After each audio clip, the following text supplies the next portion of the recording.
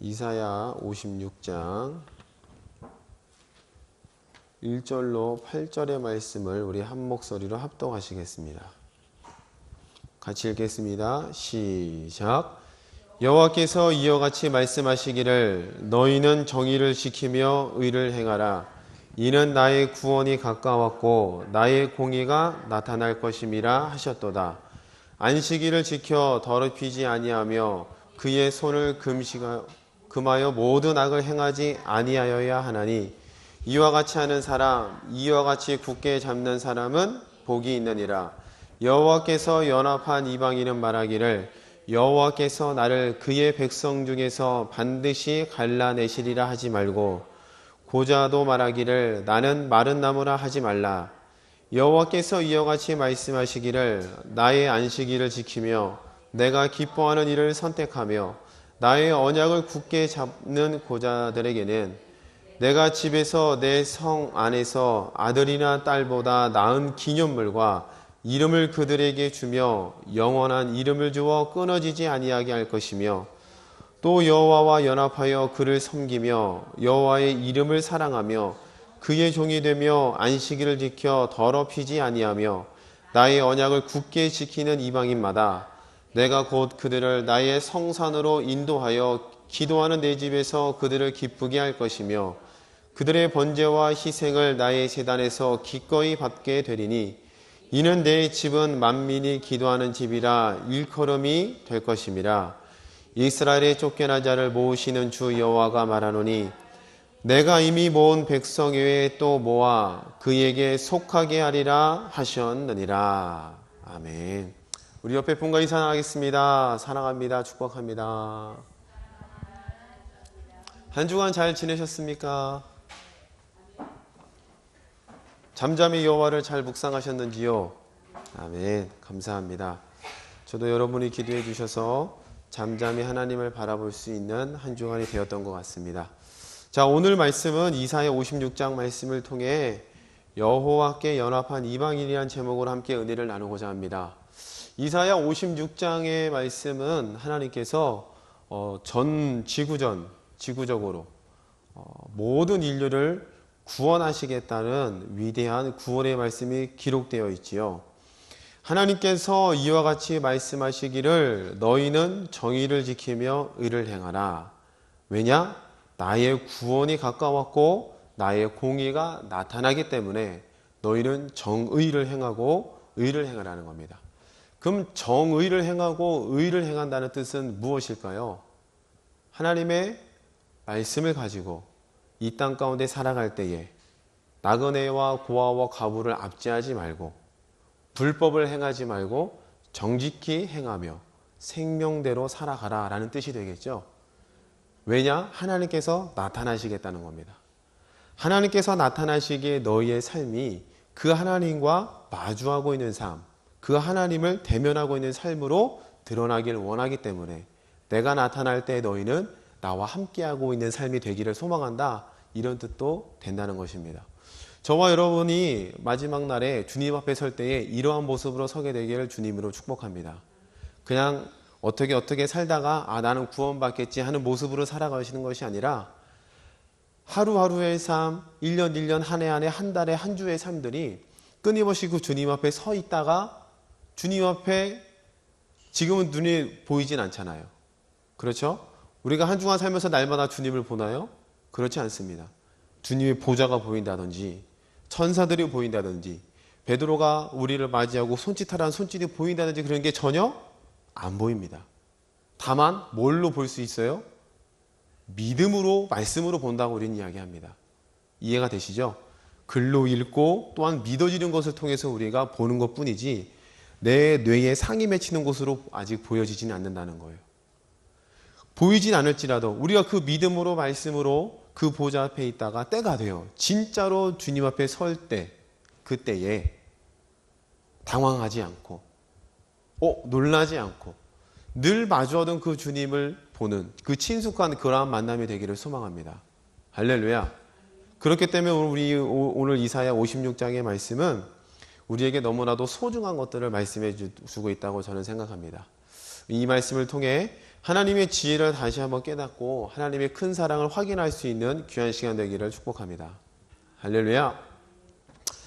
자, 하나님께서 아담을 만드셨을 때에 여섯째 날의 마지막 날에 만드셨어요. 그리고 그 여섯째 날에 만드시면서 맨 마지막에 하셨던 말씀이 심히 좋았더라라고 이야기합니다. 첫째 날, 둘째 날, 셋째 날 다 창조하시고 보시기에 좋았더라고 이야기했어요. 근데 마지막 날 여섯째 날만큼은 어떻게 좋았대요? 심히 좋았다고 이야기합니다. 한번 성경을 찾아볼까요? 이사야 56장을 잘 접어두시고요. 창세기 1장입니다. 우리 다 같이 한번 읽어보죠. 31절입니다. 시작. 하나님이 지으신 그 모든 것을 보시니 보시기에 심히 좋았더라. 저녁이 되고 아침이 되니 이는 여섯째 날이니라. 첫째 날도 좋았고요. 둘째 날도 좋았습니다. 셋째 날도 좋았고 넷째 날도 좋았고 다섯째 날도 좋았어요. 그런데 여섯째 날에 하나님께서 어떻게 좋으셨대요? 심히 최고 좋으셨다는 거예요. 그럼 최고로 좋았다는 그 뜻은 여섯째 날에 무엇이 포함되어 있기 때문에 그렇습니까? 바로 하나님의 자기의 형상과 모양을 닮은 사람이 있기 때문에 심히 좋았다는 거죠.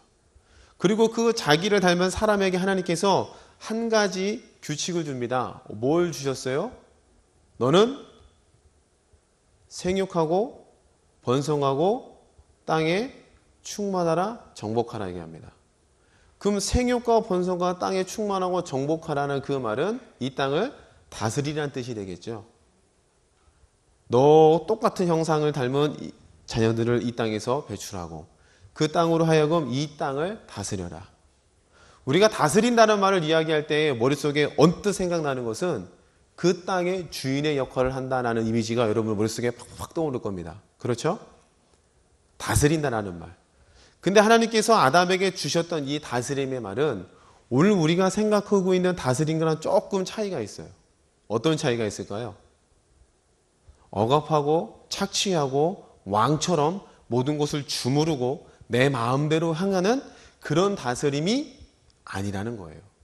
물론 그것도 넓은 범위에서 보면 포함되어 있지만 하나님께서 아담에게 다스리라고 했던 그 다스림의 의미는 그 원형의 모습을 잘 지켜가고 이해되세요? 창조하셨던 하나님의 원형의 모습을 잘 지켜가고 하나님의 마음과 하나님의 생각을 이 땅 가운데에 실현시켜라. 할렐루야. 이런 다스림이라는 겁니다. 우리가 하나님께서 이 땅을 다스린다는 그 표현을 쓸 때에 하나님께서 왕이시지만 마음대로 막 통치하시나요? 아니에요. 우리가 저번에도 말씀드렸지만 이 성경을 주신 이유는 뭐예요? 하나님께서는 이 성경에 제한되시겠다는 뜻이 되겠죠. 하나님은 전능하시고 전지하기 때문에 이 성경을 뛰어넘는 분이세요. 할렐루야. 더 큰 분이고 더 능력 있는 분이라는 겁니다. 그럼에도 불구하고 그 분이 글로 기록된 성경을 우리에게 주셨다는 이유는 그 엄청난 분이 이 성경에 제한되시겠다는 뜻도 되는 겁니다. 무슨 말인지 이해되세요? 약속을 했으면 지키시고 뱉어놨으면 기억하셔서 이행하시겠다. 원래 그런 의무가 없다는 거예요. 솔직히 하나님께서 이 성경을 기록해 놓지 않으셨으면 과거 수천 년 전에 해놓으셨던 말씀을 우리가 기억할 수 있을까요? 못하는 거예요. 사라져버리는 겁니다. 그러면 하나님께서는 기억하시고 인간은 낳고 죽고를 반복하고 유하는 인간인지라 하나님께서 해놓으신 말씀에 대해서 기억을 못하니 뭔가 주장할 수도 없고 달랄 수도 없다는 거예요. 이해가 되셨죠? 예를 들면 우리가 계약서를 씁니다. 근데 계약서를 홀랑 태워버리거나 잊어버리면 그 계약에 대한 권리를 주장할 수가 없듯이 이 성경 자체가 존재하지 않았다면 우리가 하나님 이거 해주세요. 저거 해주세요. 하나님 보세요. 이렇게 말씀하셨잖아요. 라고 이야기할 수가 없다는 겁니다. 그 말은 이 성경을 주신 것은 그 전능하신 하나님이 우리에게 제한되어 주시겠다. 내 뜻을 너희에게 이루고야 말겠다라는 하나님의 강력한 의지가 이 성경 66권에 나타나고 있다는 것이죠. 아멘. 그러므로 우리가 성경 이 묘사를 깨닫는 일은 너무나도 중요하고 소중하다는 것이죠. 자, 그렇다면 하나님께서 이러한 성경 가운데에 말씀하실 때 심히 좋았다. 아담에게 다스렸다. 그러면 그 다스림은 아담의 머릿속에 있는 아담의 욕심대로 하는 그런 다스림이 아니라 하나님의 뜻을 이 땅 가운데 실현시키고 하나님의 뜻을 이 땅 가운데 보여주고 하나님께서 창조하신 원형들을 보존하고 관리하고 그 동물들이 하나님의 뜻 가운데에 순리대로 돌아가고 있는지를 지켜보고 그렇지 않을 경우에는 간섭해서 그 순리대로 돌아가게끔 만드는 일을 하는 게 바로 아담이 하는 다스림이었다는 거죠. 이해가 되시죠? 여러분 이것을 잃어버리지 마십시오. 그런데 하나님께서 이런 엄청난 다스림의 권세를 주어놨는데 아담과 하와가 무엇을 따먹게 됩니까? 먹지 말란 선악과를 따먹음으로써 이 다스림이 바뀌었어요. 다스림의 행위로 나오는데 어떻게 나오기 시작합니까? 사망의 형상으로 바뀐 아담 속에 욕심과 탐욕과 우상숭배와 하나님을 싫어하는 것들로 비롯된 다스림이 나오기 시작하죠. 이해가 되시죠? 선악과를 먹기 전과 후를 여러분들이 잘 이해하시기 바랍니다. 먹기 전에는 하나님의 모습으로 하나님의 뜻으로 다스리지만 먹은 후에는 자기의 욕심, 그 욕심이지만 그 형상이 어떤 형상이에요? 죽은 자의 형상, 마귀의 형상, 이 사망의 형상으로부터 자기의 욕심에 의해서 다스리는 것으로 바뀌어가게 된다는 겁니다. 그래서 여러분의 기독교의 역사를 보면 이 성경의 한 구절을 가지고 생육하라, 번성하라, 땅에 충만하라, 땅을 정복하라, 바다의 물고기와 하늘의 새와 땅에 움직이는 모든 생물을 다스리라는 이 말씀을 가지고 신앙을 가진 자들이 이 땅을 다스림의 행위가 잘못 나갔어요. 기독교의 역사를 보면 이 말씀을 가지고 우리가 전 세계를 다스려야 된다는 식으로 해서 기독교 국가를 만들겠노라는 그 기치 아래 십자가 원정대를 세워서 세계 여러 나라를 정복하며 나아갔죠. 그게 이제 유럽에서 발생된 어떤 십자가 원정의 기초가 되는 거고, 또 미국 같은 경우도 기독교적 세계관을 갖고 있기 때문에 개간하고 개척하고 땅을 정복하고 그리고 우리가 이 세계를 다스려야 된다, 말씀으로 다스려야 된다는 식으로 나아가서 다른 나라에 침략하면서 다스리고 제국으로 만드는 일 행위들이 기독교 역사 가운데 있었다는 겁니다. 그러면 뭔가 다스림의 행위에서 벗어나 있다는 거예요. 아담이 다스렸던, 하나님께서 의도하셨던, 하나님께서 처음으로 심어놓으셨던 그 다스림에서 벗어나 있다는 겁니다.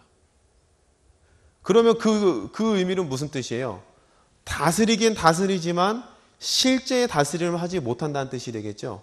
빼앗겼다는 겁니다. 누구에게 빼앗겼어요? 사람의 속에 형상 가운데 근본으로 자리 잡고 있는 그 사망 가운데로 빼앗겼다는 겁니다. 이해가 되십니까? 그래서 하나님께서 아담과 하와에게 타락한 이후에 뱀에게 말씀하실 때 이런 말씀하셨잖아요. 너는 종신토록 배로 기어다니면서 무엇을 먹으라고 그래요? 그렇죠. 흙을 먹어라. 그럼 이 흙을 먹으라는 것에 그 다스림의 권세, 아담에게 주셨던 그 다스려라, 정복하라, 그 다스림의 권세가 넘어갔다는 뜻이 되는 겁니다. 그렇기 때문에 사람은 정상적으로 다스리고 싶어도 정상으로 못 나온다는 거예요. 무엇 때문에요? 죄 때문에. 사람은 하나님의 뜻으로 살고 싶어 하지만 못 산대요. 왜요? 무엇 때문에요? 죄 때문에. 사망의 형상 때문에 아무리 선을 행한다고 하지만 결국에는 선을 가장한 사망의 모습들이 자꾸 배어 나온다는 겁니다. 자꾸 뭘 해도 배어 나와요. 아무리 깨끗이 씻고 싶어도 이 사망의 짙은 그림자는 인간 스스로가, 우리가 막 흰 블라우스에 얼룩이 지면 빼기 힘들잖아요. 그거 마찬가지로 이 사망의 그림자의 얼룩이 지워지진 않는 겁니다. 뭘 해도 묻어나는 거예요, 계속.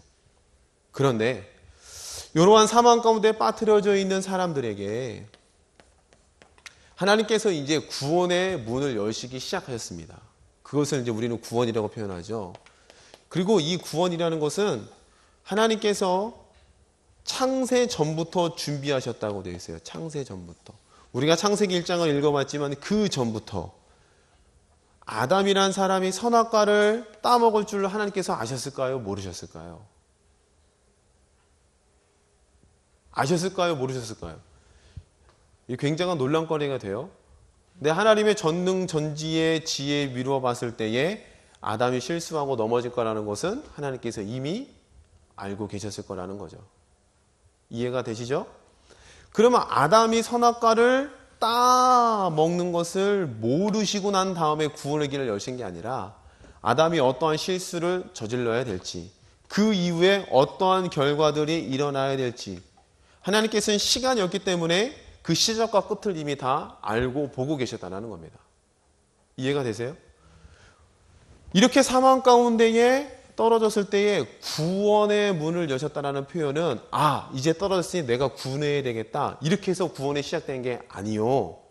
이미 하나님의 지혜 가운데서 인류를 구원해내겠다. 언제부터 시작됐을까요?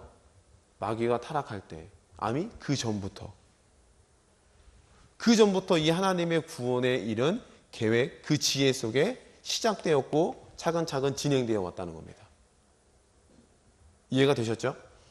자, 그러면 요렇게 역사적으로 보면 이렇게 사망 가운데 빠뜨린 다음에 하나님께서 이제 창세기 역사를 보면은 아브라함이 나타나게 되고, 아브라함을 통해서 이삭이 나타나고, 이삭이 낳고 야곱이 낳고, 야곱의 12아들을 통해서 드디어 우리는 이스라엘이라는 민족과 마주하게 됩니다. 그럼 하나님께서 이스라엘 민족을 세우신 이유가 뭘까요? 이스라엘을 통해서 하나님의 말씀이, 하나님의 이 다스림이 지속된다는 것을 계속해서 보이신 거죠. 이해가 되세요? 비록 사망 가운데 떨어진 인류 가운데 너희는 이대로 가면 죽을 수밖에 없지만 내 구원의 길은 그치지 않았다. 이스라엘을 통해서 빛을 비춰주시고 하나님께서 여전히 다스린다는 것을 보여주고 싶어서 이스라엘을 세우셨다는 겁니다. 자, 그런데 이제 결과론적으로 보자고요. 요 이스라엘이 성공했어요? 실패했어요? 결과론적으로. 실패했다고 볼 수도 있겠죠. 이해가 되세요? 만약에 이스라엘이 성공했으면은 예수가 올 필요가 없잖아요. 자, 그러면 이스라엘이 실패했다는 그 표현 가운데 이스라엘이 실패할 줄을 하나님께서 아셨을까요? 모르셨을까요? 아까 질문이랑 똑같은 거죠. 아담이 선악과를 따먹냐 못 따먹느냐. 그럼 이 내용이 왜 이렇게 중요하냐면 하나님께서 구원을 하심에 있어서 아담이고 이스라엘이고 세우셔서 그 구원의 길을 계속 비춰주셨지만 실패해서 또 다른 계획을 세우고 실패해서 또 다른 계획을 세우고 그게 아니라 하나님께서 이 구원의 길을 우리에게 보여주시는 단계가 있었다는 겁니다. 이해가 되세요? 아담을 통해서 우리에게 구원의 원형의 모습을 보여주셨고 이스라엘을 통해서 하나님의 법을 통해서 내가 여전히 다스리고 있다. 너희는 율법을 통해서 내게 나오려고 하나 율법을 통해서 하나님께 나아갈 자가 있어요? 없어요? 아무도 없다는 겁니다. 그럼 결국 그 속에 뭘 드러내는 거예요? 그렇죠. 사망을 드러내서 누가 필요한 거예요? 하나님밖에. 나는 못합니다. 하나님만이 하실 수 있습니다라는 그 인간의 실존의 한계를 드러내신 겁니다. 아주 잘 드러내셨죠. 이스라엘의 멸망을 통해서. 그리고 나서 누가 오셨어요? 예수가 오셨다는 겁니다. 할렐루야. 그럼 그 예수님이 오셔서 우리에게 이제 구원의 문을 활짝 여시는데, 자, 우리가 누가복음 4장의 말씀을 잘 압니다. 누가복음 4장에 예수님께서 공생의 사역을 시작하기 전에 광야에 성령의 이끌림 받아 광야에 가서 누구로부터 시험을 당해요? 마귀로부터 시험을 당하죠. 사단으로부터. 근데 그 마귀와 시험 당할 때 세 가지 시험이 뭐예요? 첫 번째, 예수님이 너무나도 배고프셨어요. 그 배고플 때 마귀가 뭐래요? 돌로 뭘 만들래요? 떡덩이가 되어 만들어라. 두 번째 시험은 또 뭐예요? 뭐 순서가 약간 차이가 있습니다만 성전 꼭대기에 올라가서 뛰어내려라, 점프해라. 그러면은 천사들이 너를 보호할 것이다 라는 시험 가운데에 직면하셨죠. 그럴 때에도 하나님께서 뭐래요? 주 너의 하나님을 시험치 말아라. 그리고 세 번째, 천하만국을 보여주며 이 땅에 다스림이 내게 있는데 내가 원하는 자에게 줄 수 있다. 고로 나에게 절하라면은 너에게 이 모든 것을 넘겨주겠다라는 거예요. 자, 그럼 넘겨주겠다는 그 의미는 아까 창세기 때 하나님께서 아담에게 주신 게 뭐였어요? 다스림이죠. 그러면 그 다스림을 하나님께서는 회복하셔야 되죠. 이해되세요? 그럼 다스림을 회복할 때에 그 회복의 루트가 어떤 루트였어요?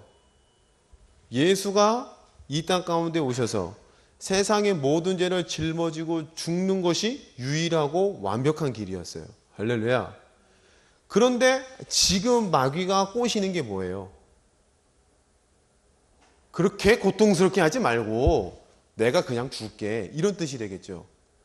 그러면 육적인 인간, 육적인 예수의 입장에서 보면은 어디에서 안 죽어도 돼요?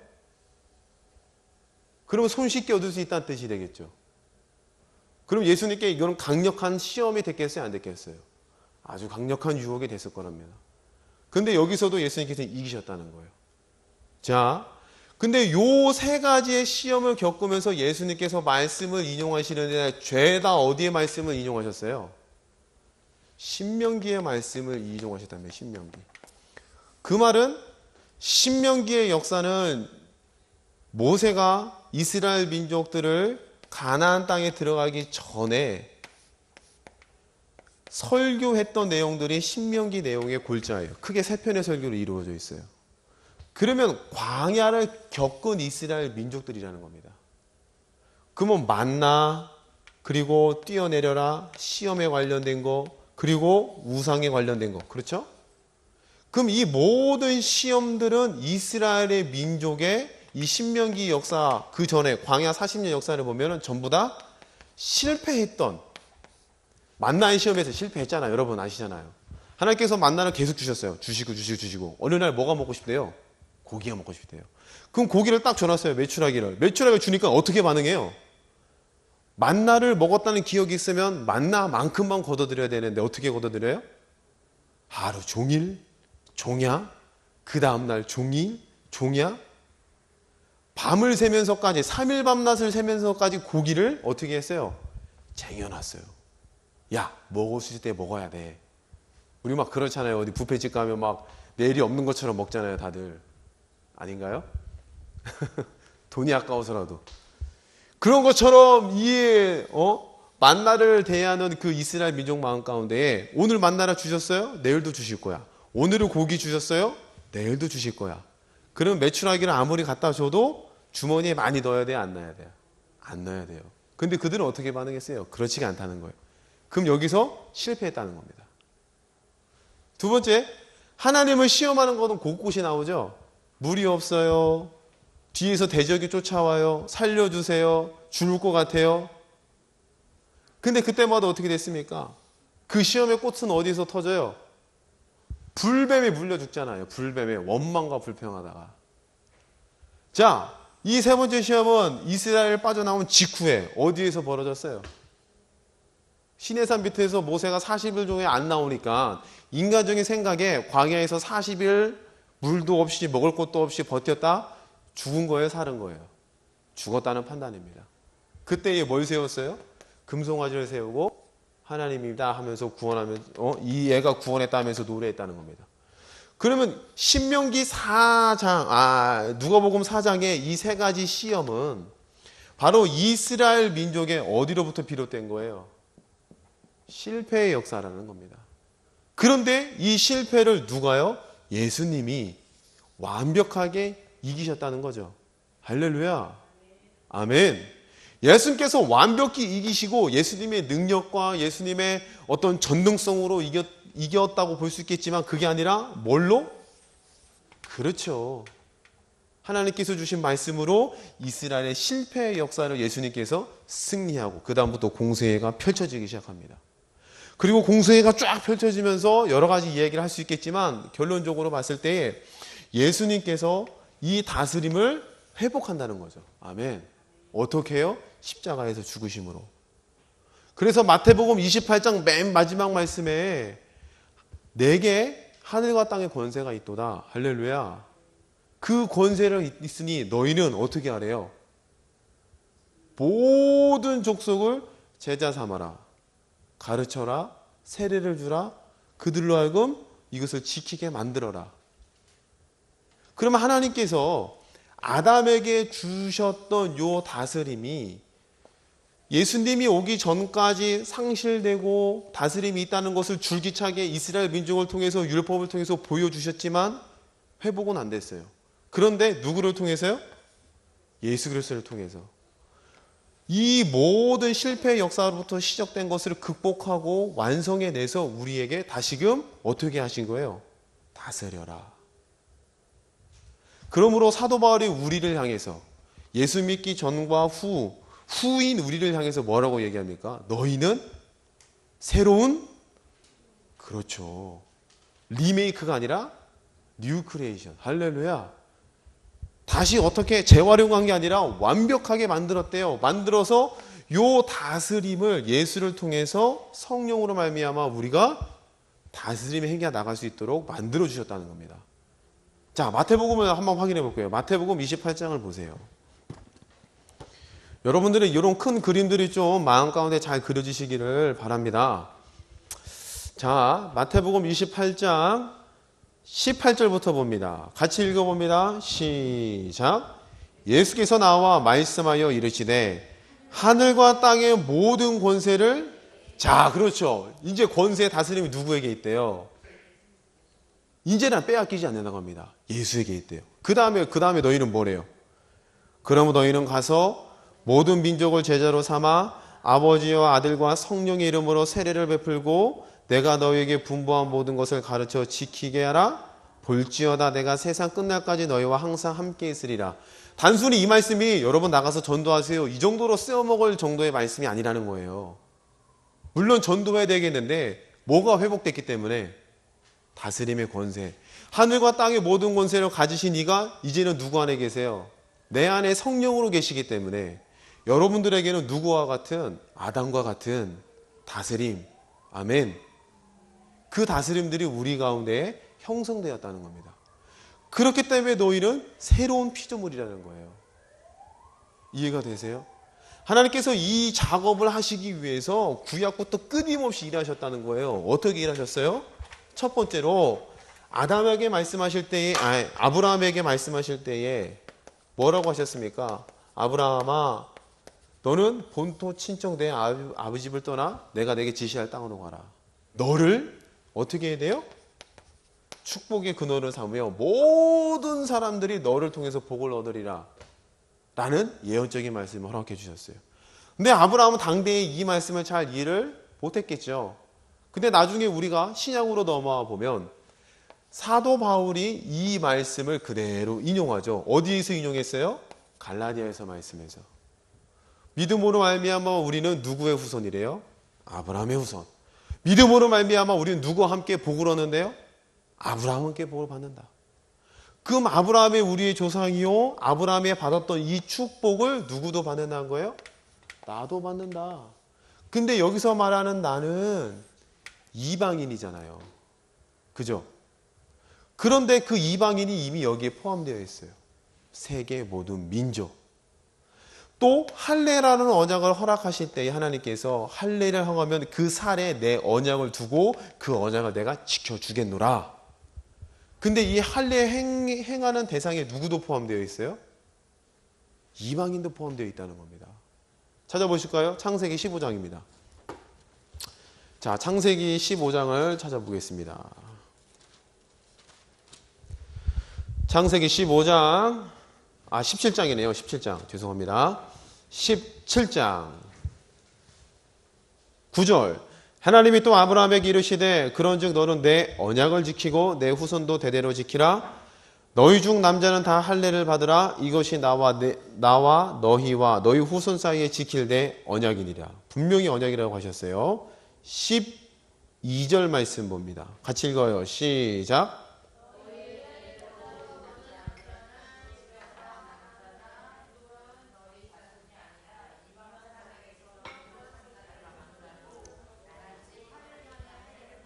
아멘. 집에서 난 자나 너희 자손이 아니라 누구에게요? 이방 사람에게. 그러면은 이스라엘 민족이 아니라는 거죠. 이방인들도 무엇을 행하면요? 할례를 행하게 되면 하나님께서 언약을 지키는 대상자로 여겨주시겠다는 거죠. 하나님께서 계속 지금 이스라엘 민족에 초점을 맞추고 민족만 이렇게 나라를 만들려고 초점을 맞추는 것처럼 보이지만 그 가운데는 뭐도 포함되어 있어요? 전 인류를 향한 하나님의 마음이 포함되어 있다는 겁니다. 아멘. 자, 또 보세요. 구약에 또 나와요. 오늘 우리가 읽은 말씀에 이사야 56장 말씀에 누가 나타났어요? 이방인이 나타났어요. 너희는 내가 나타날 때 뭘 행하래요? 정의를 행하고 의를 행하라. 그리고 너희 하나님께 합한 이방인들아, 너희를 더 이상 고자라고 부르지 말고 이방인이라고 해서 나를 잘라낼 거라 걱정하래요? 걱정하지 말래요? 걱정하지 말래요. 이방인이란 단어는 레위기에도 쓰였고 구약이 여러 군데에 쓰였습니다.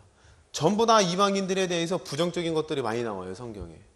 그런데 이사야 56장의 말씀에 너희는 걱정하지 말래요.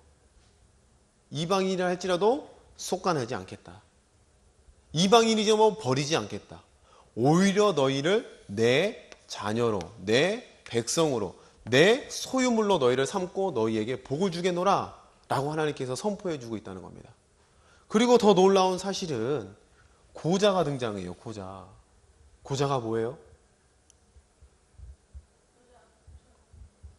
뭐라고? 그렇지. 그쵸. 생식기가 없고 고추가 없고 더 이상 자기의 대를 이을 수 없는 사람이 고자예요. 신명기 말씀에 고자는 어디에 못 들어온다고 되어 있어요? 총회에 들어오지 말래요. 신명기 말씀에 여호와의 총회에 너희는 못 들어온다. 그러면은 이 고자라는 사람은 물론 뭐 이렇게 여러 가지 이유 있겠죠. 날 때부터 고자가 있겠고 후천적인 이유로 어떤 사고를 통해서 고자가 될 수도 있어요. 그런데 이 고자들은 참으로 불쌍하죠. 대도 못 잇고 총회에도 못 들어가고 남자 구실 못하고 아무것도 못해요. 그런데 이 사람들에게 하나님께서 뭐라고 말씀하세요? 나는 마른 자라 하지 말라. 말랐대요. 스스로가 나를 표현하기에 나는 말랐대.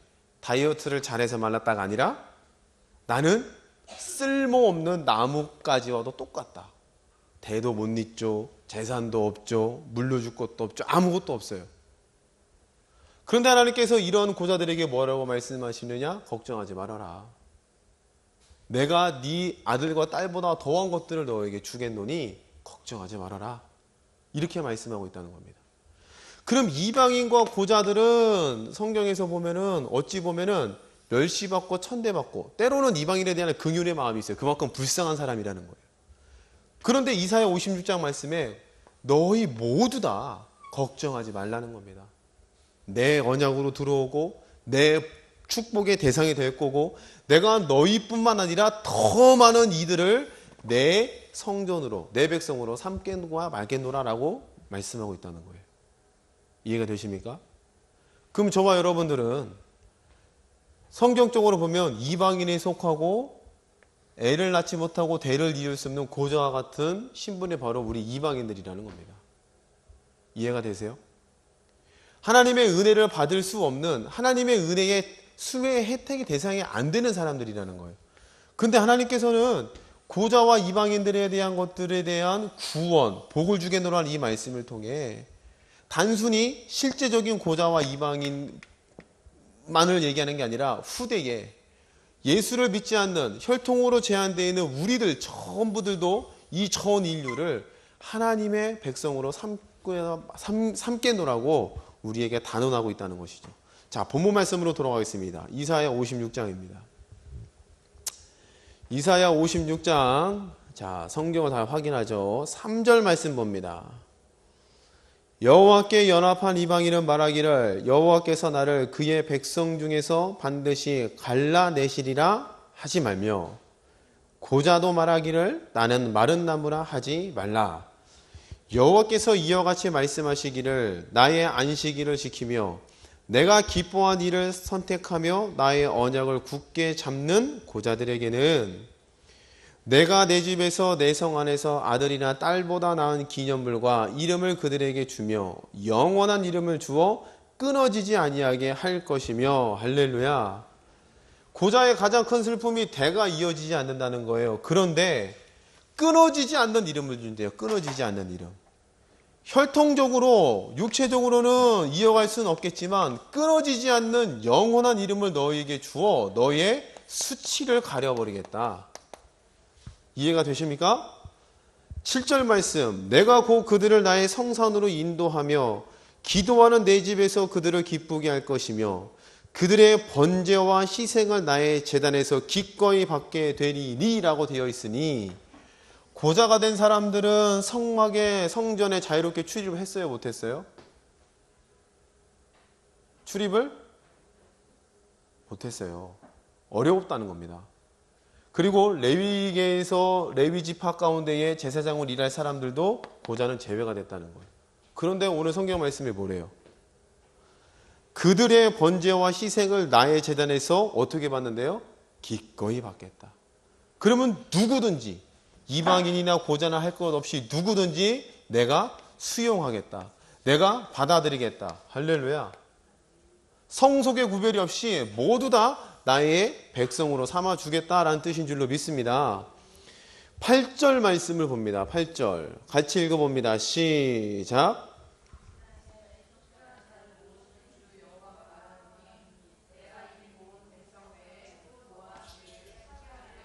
이미 모은 백성 외에 또 모아서 내 백성 삼겠대요. 그러면 이 하나님께서 받아들이는 범위가 제한이 있는 겁니까? 없는 겁니까? 없다는 거예요. 그럼 오늘 우리가 하나님의 자녀가 되어서 내가 하나님의 자녀입니다. 하나님이 내 기도를 들으셔야 됩니다. 하나님께서 내 기도에 응답하실 겁니다. 하나님, 내 삶 가운데 말씀이 존재로 나타날 수밖에 없습니다라고 주장할 수 있는 이 근거가 어디에 있다는 거예요? 바로 여기에 있다는 겁니다. 아멘. 여러분이 이스라엘 땅 한 번을 밟지 못하고 천국에 가더라도 하나님께서는 문전박대하시지 않는다는 거예요. 너도 내 자녀, 너도 내 자녀. 어디에 있든. 그럼 우리 마음 가운데 이런 마음이 형성되어 있다면 우리의 공동체 가운데 지체 가운데 조금 못해 보인다 할지라도 그들을 무시해서는 안 되겠죠. 아멘. 공동체 밖에 있는 사람들이 할지라도 그들이 조금 못한다 할지라도 함부로 손가락질을 하거나 무시한다거나 그들을 구별해서는 안 되겠죠. 할렐루야. 여러분의 마음 가운데 이 말씀이 좀 잘 새겨지기를 축복합니다. 하나님께 연합된 이방인, 더 이상 이방인의 신분이 아니라 로마서 8장 말씀에 보면 11장에 보면 이런 말씀이 나오잖아요. 돌 감람나무가 있었다. 이대로 내버려 두면 그냥 돌 감람나무에 불구하고 죽는다. 그런데 참 감람나무의 원가지를 잘라내고 돌 감람나무를 참나무의 뿌리에 접붙였다. 그러면 더 이상 얘는 돌 감람나무가 아니라 뭐가 된다는 거예요? 참나무, 열매 맺는 나무.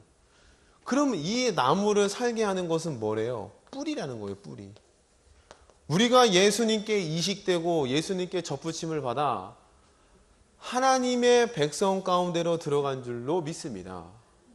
그 접붙임의 과정들은 어느 때에 한순간에 이루어진 게 아니라 창세전부터 줄기차게 우리에게 이어져 왔다는 거죠.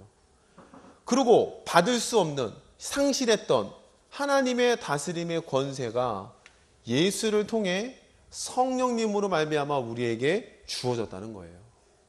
그러면 저와 여러분들이 마음 가운데 품어야 될 것은 나는 더 이상 외인이 아니요 주님의 자녀고 내가 가는 곳에 저 권세가 나타나야만 하며 할렐루야.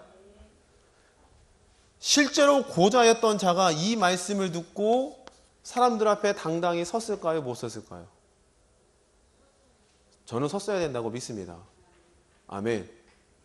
총회에 못 들어간다고 분명히 율법에 말씀했지만 이 말씀이 선포된 뒤로 난 어디에 가야 돼요? 돌을 맞을지라도 어디에 가야 돼요? 그렇죠. 왜? 하나님께서 말씀하시지 않았냐? 나 가야 된다. 할렐루야. 여러분들이 이 말씀을 가지고 삶 가운데 돌아가셔서 내게는 권세도 와 있고 권능도 와 있고 회복된 능력이 있기 때문에 무엇보다도 살아계신 예수님의 이름이 내 안에 있기 때문에 내가 가는 곳곳에 생명의 역사가 나타날 것이라는 믿음으로 삶의 자리로 가셔야 된다는 거죠. 아멘. 그리고 그런 마음으로 내가 그러하다면 당신도 그러하고 당신도 그러하고 아멘.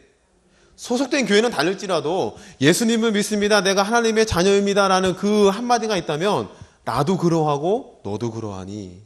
할렐루야. 그러한 마음으로 우리가 인생을 살아갈 줄로 믿어요. 그러면 여호와께 연합된 이방인이지만 더 이상 이방인이 아니라는 겁니다. 주님의 사랑의 자녀, 두고 보기에도 아까운 나의 자녀. 어디가 성하고 조금 모자라고 칠푼이 발푼이처럼 생길지라도 너는 내 자녀. 할렐루야. 그럼 좀 넉넉한 마음과 어디 가서도 이길 수 있는 강한 마음이 여러분의 마음의 중심 가운데 꽉 들어차기를 축복합니다. 그러면 우리가 가는 곳곳에 하나님의 기적이 안 나타날 수가 없는 줄로 믿어요. 아멘. 막 감추고 싶어도 막 드러나잖아요. 네? 이런 생명의 말씀이 감동이 여러분이 있으면 감추고 싶어도 막 드러나잖아요. 그런 삶이 되기를 축복합니다. 할렐루야! 찬양하겠습니다. 찬송가 563장입니다.